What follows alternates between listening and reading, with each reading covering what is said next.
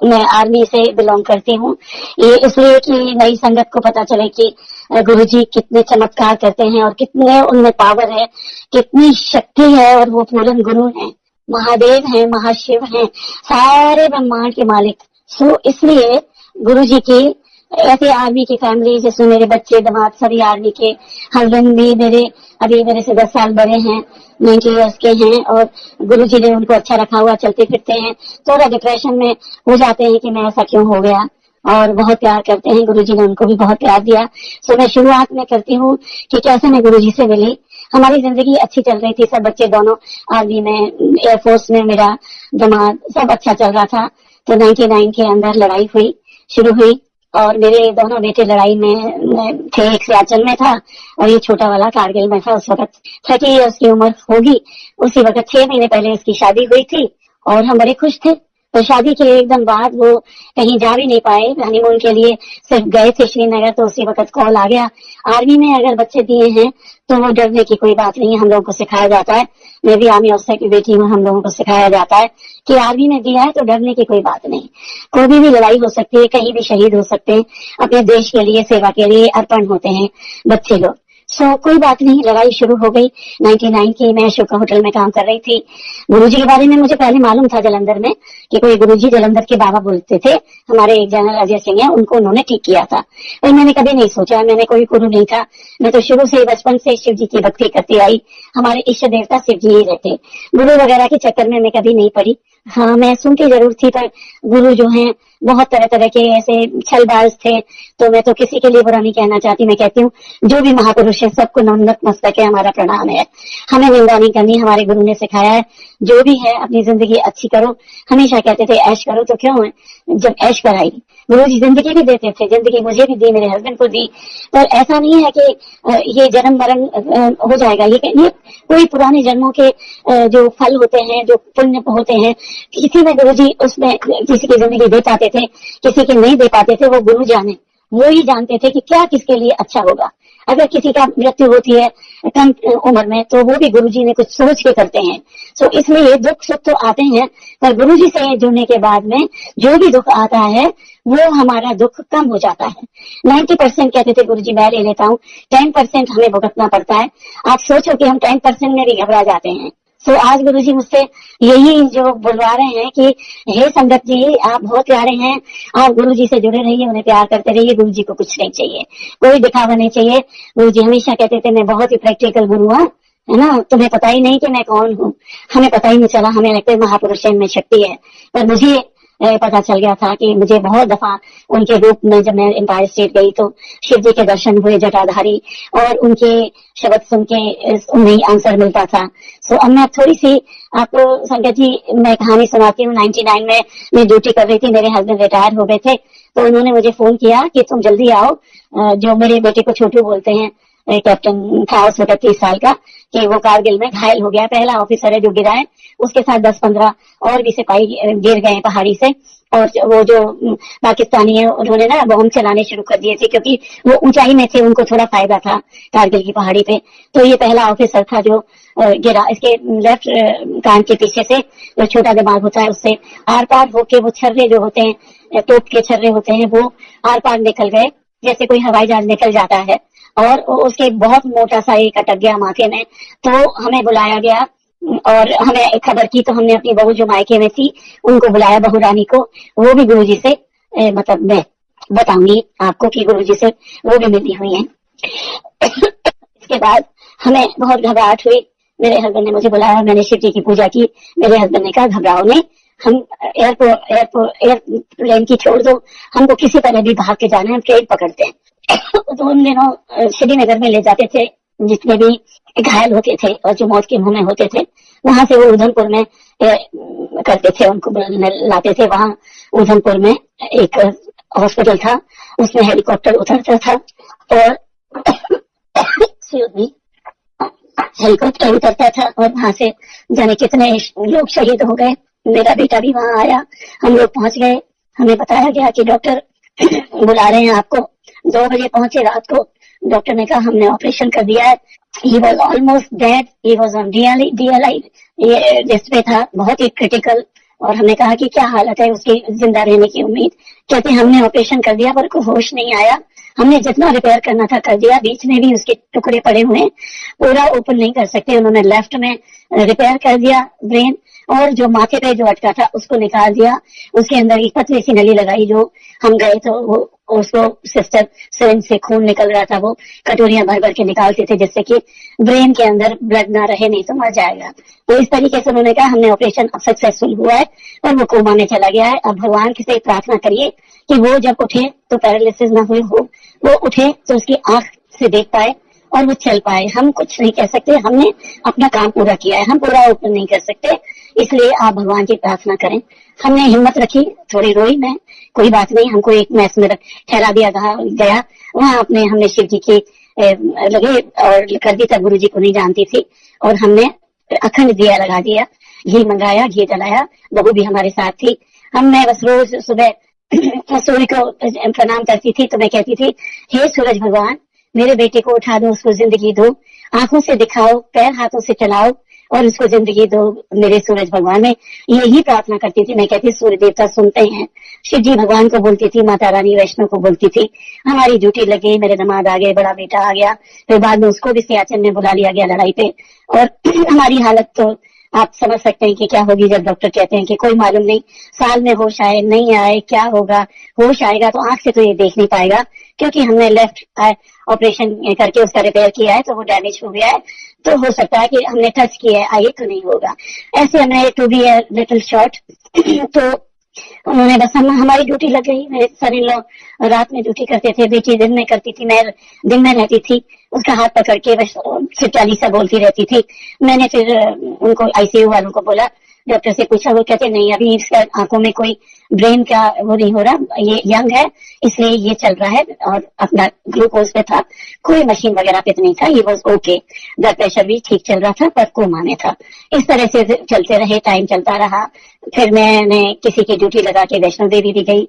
वैष्णो देवी जाके मैंने मन्नत मांगी, वैष्णो देवी का जो प्रसाद था उसके तकिए के नीचे रखा, शिव जी की तस्वीर नीचे रखी, शिव चालीसा नीचे रखी, और मैं उसका हाथ पकड़ के बस ओम नमः शिवाय शिवाय, क्योंकि तब तक मैं सिर्फ शिव जी को ही मानती थी और माता रानी को, तो शिव जी के मंत्र जाप करती रहती थी, नमः शिवाय करके। इस तरीके से जिंदगी चलती रही। तो हमारे कर्नल गिल हैं जो कि गुरु जी के बहुत क्लोज रहे, आज भी दिल्ली में फार्म हाउस पे हैं। तो उनको पता चला तो उन्होंने मुझे फोन किया कि मैं रेनू, आपका पता चला है, हमारे गुरु जी है, मैं उनको जाके बोलता हूँ, वो कुछ ना कुछ करेंगे, कोमा से निकालेंगे। मैंने कहा आप कहीं जाइए, कुछ प्रे करिए। मैं कहाँ नहीं गई, मैं अपने बेटे की ड्यूटी करके शाम को मंदिर में जाती थी। वहां उधमपुर में एक मंदिर था जिनमें 50-60 शिवलिंग थे। मैं गंगा जी का पानी निकालती थी, वहां गंगा बहती थी और वो चढ़ाती थी। और चर्च में भी गई, मैं मस्जिद में भी गई कि किसी तरह मेरे बेटे की जिंदगी मिल जाए। इस तरह कहानी चलती रही। और इसके बाद गुरु जी ने सुनी, मैं कर्नल गिल को बोला कि उनको पुत्र नो आने दे, मतलब बेटे को आने दे, पुत्र ने बोला कि वो कैप्टन को आने दे तो मैं उसको ब्लेस करूंगा। तो जब उन्होंने ये बोला तो कर्नल गिल तो उनसे पहले से मिले हुए 95 से, तो उन्होंने एकदम मेरे को फोन किया कि गुरुजी ने ब्लेस किया है, वो उठेगा जरूर, क्योंकि गुरुजी ने बोला है कि 2-3 महीने के अंदर वो दिल्ली आ जाएगा, ऐसा इंडिकेशन दी है। तो मैं बड़ी खुश हो गई। तो एक दिन बस जब डॉक्टर आते थे चले जाते थे, थप्पड़ सा मार जाते थे कि नहीं जी कोई रिएक्शन नहीं है, brain is not working properly, heart चल रहा है, ये चल रहा है, ऐसे कहानियां बोलते थे। इसके बाद मेरे को वैष्णो देवी, मुझे शिव जी ने और माता पार्वती ने और देवी ने सपना दिया कि इसके नाक से खाना जलवाओ पेट में, तो ये होश में आएगा। मैं गई ढूंढते ढूंढते न्यूरो सर्जन को जिसने ऑपरेशन किया, मैंने उनकी शक्ल भी नहीं याद रही। मैंने कहा देखिए वो तो जनरल होकर रिटायर हुए, मैं उनको तो उनके चरण छूती हूँ जिन्होंने मेरे बेटे को जिंदगी दी और गुरुजी ने ब्लेस करा। तो दवाइयां और ब्लेसिंग साथ चलती हैं। तो खास तो मेरे गुरु ही हैं जिन्होंने मेरे बेटे को जिंदा किया। और इसके बाद तो वो कहते हैं वो मर जाएगा अगर उसकी चोकिंग हो जाएगी। मैंने कहा, दोबारा गई तो मैंने कहा मैं लिख के दे सकती हूँ कि वो तो मर ही गया है, उसमें क्या फर्क पड़ता है, आप तो कहते हैं कुछ पता ही नहीं है, तो अगर वो चोकिंग हो जाए तो होने दीजिए, मुझे तो सपना आया, मैं शिव जी को बहुत मानती हूँ। तो उन्होंने कहा ठीक है। तीसरे दिन मैं गई तो उसके नाक में नली लगा के सिस्टर कुछ कस्टर्ड या कुछ सूप वगैरह डाल रही थी। I was so happy. मैंने शुक्राना किया शिव जी का, तब शिव जी को ही जानती थी। फिर उन्होंने बोला कंगिल ने कि आप जय गुरु जी भी बोला करो। मैंने कहा मेरे को कोई हर्ज नहीं है, अगर आपके गुरु जी हैं और वो मेरे बच्चे को उठा दिया उन्होंने 3 महीने में, और मैं तो जय गुरु जी भी बोला। मैंने कहा महाशय मैं तो कुछ भी करने को तैयार हूँ। तो बहुत मतलब टाइम इतना खराब निकला। फिर उसको होश आ गई और आंखों से भी देख पाया। चलने में थोड़ा लड़खड़ा रहा था क्योंकि उसका हाथ भी नम था, पैर भी नम था। कुछ तो असर होगा। At least he could open his eyes, he was talking. Hindi बिल्कुल नहीं बोल सकता था, सिर्फ इंग्लिश बोलता था। ना कोई वहां रक्त लिखा होता था, जैसे हम उसको घुमाते थे जाके अस्पताल में, उसमें लिखा था रक्त का जो केंद्र है या ब्लड यहाँ से लेते हैं, तो ब्लड तो पढ़ लेता था, रक्त नहीं पढ़ पाता था। हिंदी बिल्कुल खत्म थी, एजुकेशन बिल्कुल खत्म थी। 2-2.5 साल का बच्चा जैसे होता है, उसको जो मुंह में डाल दिया तो खा लेता था। इस तरह से आप जो भी शॉर्ट, बहुत लंबी कहानी है। इसके बाद हम आरआर अस्पताल में आ गए। बाई एयर नहीं लेके आए क्योंकि बाई एयर नहीं ले जा सकते, क्योंकि उसमें प्रेशर पड़ता है दिमाग में तो वो मर जाता। तो उसको लेके आरआर में आ गए। 2-3 लोग उसकी ड्यूटी पे रहते थे, असेंडेंट आर्मी एयरफोर्स के, very nice of armed forces, जिन्होंने मेरे बेटे का साथ दिया। उसके पर्ची लगा के रखते थे कि कैप्टन सो एंड सो, और कि कहीं चला ना जाए। और बस हम जाते थे, मैं नहलाती थी उसको नहीं मालूम नहलाना क्या होता है, पूरा नंगा करके, मतलब वो पूरा उसके जो भी काम थे वो मैं करती थी। 3 महीने निकल गए। इसके बाद वो कर्नल ने बोला अस्पताल में आके कि चलो रेनू, गुरुजी ने बुलाया। मैंने गुरुजी से पूछा और गुरुजी ने बोला कि उन लोगों को लेके आओ, माँ बाप को लेके आओ, और बच्चे को नहीं लाना, अभी पहले मैं माँ बाप को मिलना चाहता हूँ। तो हम लोग चले गए। उन्होंने एम्पायर स्टेट का रास्ता बताया, अपनी लाइटें ऑन करके रखी थी। फिक्र उन दिनों बिल्कुल ही जंगल होता था एम्पायर स्टेट का रास्ता 99 में, आप सोचो अगस्त सितंबर की बात है, तो बिल्कुल रास्ता जंगल था। तब वो हमें ले गए, हमें कहा कि गाड़ी यहीं खड़ी करो। एम्पायर स्टेट लिखा हुआ था। मैं तब चल पाती थी, तब मेरे पैर में ये हिप जॉइंट सर्जरी नहीं हुई थी। ये भी एक सत्संग है जो गुरुजी ने मुझे उम्र दी, वो मुझे बचाया, बहुत कष्ट से बचाया। आज मैं चल पाती हूँ तो गुरुजी की वजह से ही, मेरे पूरन गुरु की शुक्राना। गुरुजी मेरे बच्चे को जिंदगी देने का शुक्राना। शुक्राना करते जाएं तो बस गुरुजी खुश है। तो गुरुजी का शुक्राना नहीं करेंगे तो हमने कुछ नहीं सीखा जिंदगी में। इसके बाद में हम लोग भागे भागे गए। तो जब वहां वो ले गए हमको, तो आराम से चल पाती थी, तब कोई अच्छी थी, मैं चल सकती थी। भागे भागे गए तो देखा कितनी खुशबू। तो मैंने सोचा गुरु हैं कोई, ऐसे होंगे दाढ़ी वाले या कुछ है। हमें क्या है, हमें तो अपने बच्चे को ठीक करवाना है ना। और उनके बारे में बहुत सुना है। तो हम गए और उन्होंने जैसे ही हम नीचे गए तो वहां देखा बहुत लाइट जली है, बहुत ही ब्राइट है, बहुत सुंदर कार्पेट है, और लोग बैठे हुए हैं बहुत डिसिप्लिन में। धीमे धीमे शब्द चल रहे हैं बहुत अच्छे।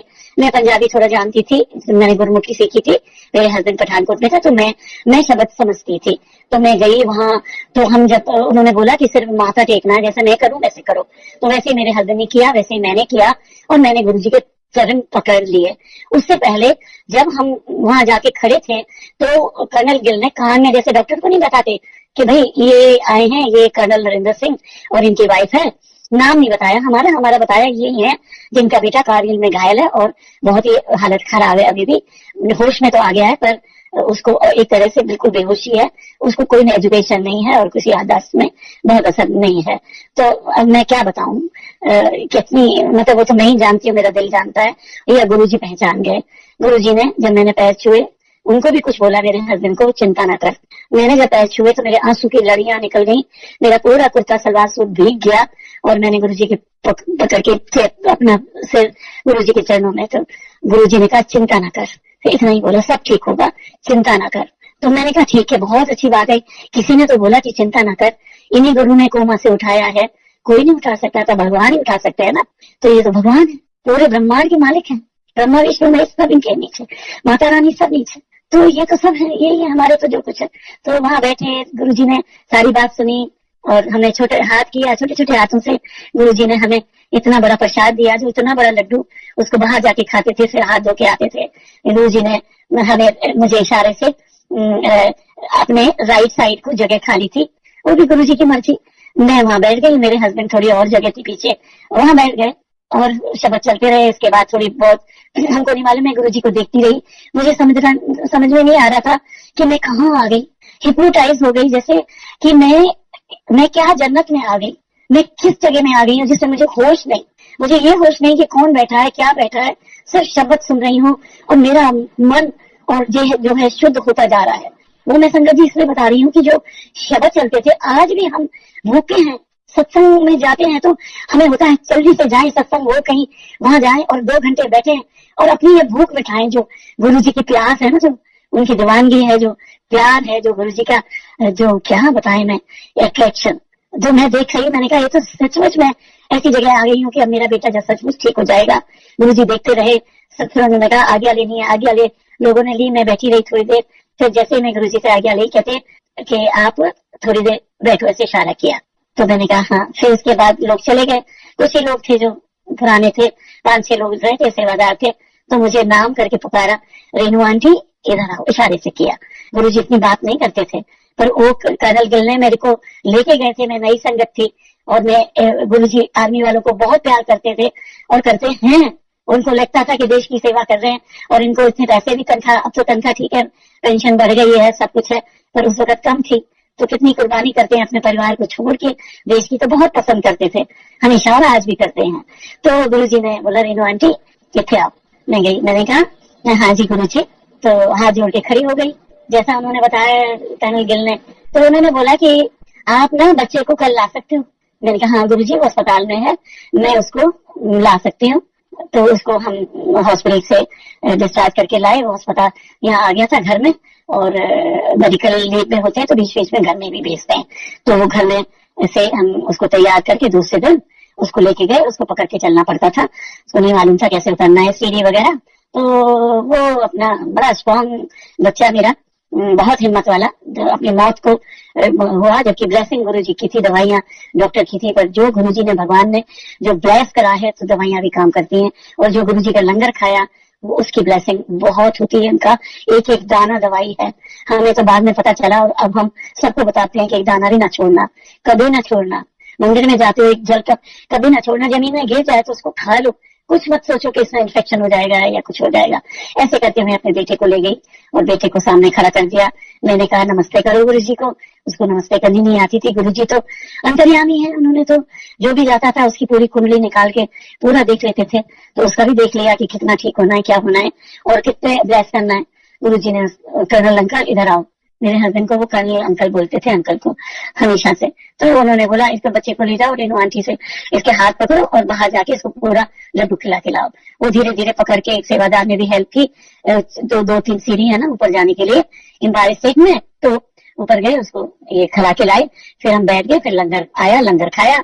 जबकि मेरे बेटे को बहुत मिर्ची लगी, पर उसके आंसू थे। 4 लोगों के साथ में लंगर, मैं भी थी, वो थी, 2 लोग और थे।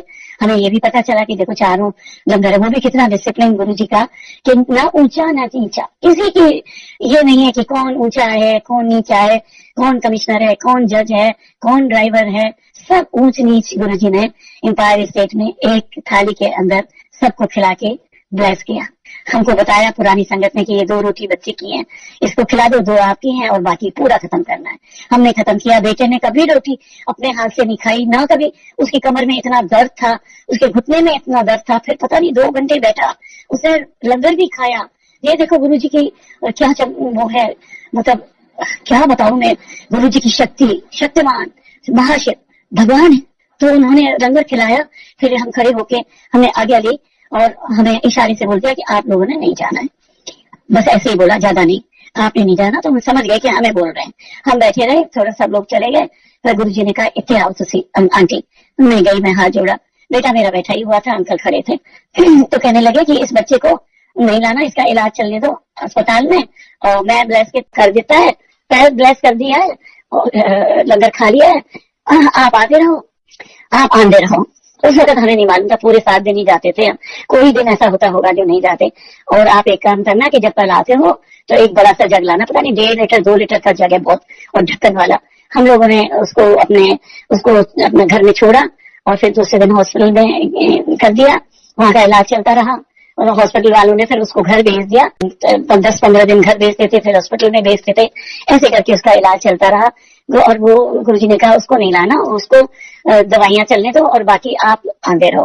उस वक्त हमको नहीं पता चला कि आंदे रहो का मतलब ये है कि जो बच्चा बीमार है आपका या कोई भी घर में है, तो आप माँ बाप आएंगे, वो लंगर खाएंगे, वो जब प्रसाद लेंगे, वो शब्द सुनेंगे, वो गुरु जी की ब्लेसिंग लेंगे, तो वो सारा परिवार ही ब्लेस हो जाता है।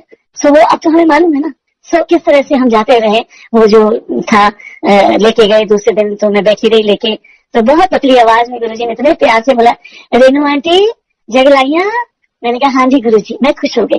और मैंने बाद में कर्नल गिल से पूछा कि इनको मेरा नाम कैसे पता चला, क्योंकि मैंने नहीं बताया, मैं तो आपको मैम बोलता हूँ, क्योंकि वो जूनियर थे मेरे हस्बैंड सीनियर, तो वो तो कभी नहीं बोलते मिस्टर नरेंद्र सिंह, ऐसे बोलते थे। कहते मैंने नहीं बताया, ये गुरुजी को सब मालूम है कि किसका नाम क्या है। ऑफिशियल नाम रेणुका सिंह है, घर का नाम रेणु है, और मैं आज रेणु आंटी हो गई।